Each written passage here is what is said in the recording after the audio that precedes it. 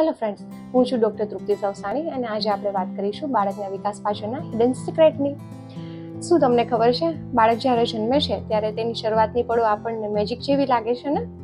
એની હથેળીની અંદર આપણે આંગળી આપીએ અને એની નાની નાની આંગળીઓથી આપણી આંગળીને પકડી લેવું, અથવા તો અચાનક જ અવાજ આવે અને આજુબાજુમાં ગરદન ઘુમાવીને જોવું.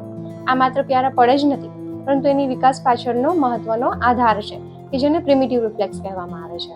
ચાલો જાણીએ પ્રિમિટિવ રિફ્લેક્સ શું છે.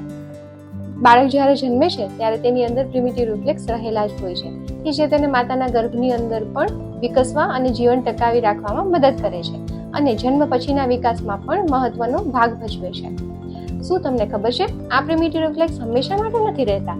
સમયની સાથે તે નવી નવી મૂવમેન્ટ અને ડેવલપમેન્ટ શીખવાડી અને જતા રહે છે.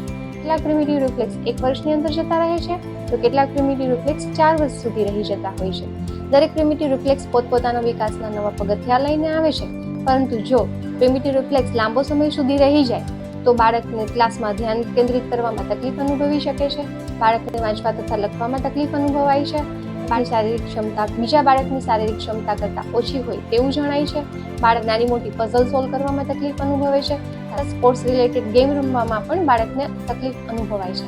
તો હવે આપણને પ્રશ્ન થાય કે શા માટે અમુક બાળકની અંદર પ્રિમિટિવ રિફ્લેક્સ લાંબા સમય સુધી રહી જાય છે? તેની પાછળના કારણ શું હોઈ શકે? આવા જ ઇન્ટરેસ્ટિંગ ટોપિક માટે આપણે મળીએ નેક્સ્ટ વિડીયોમાં.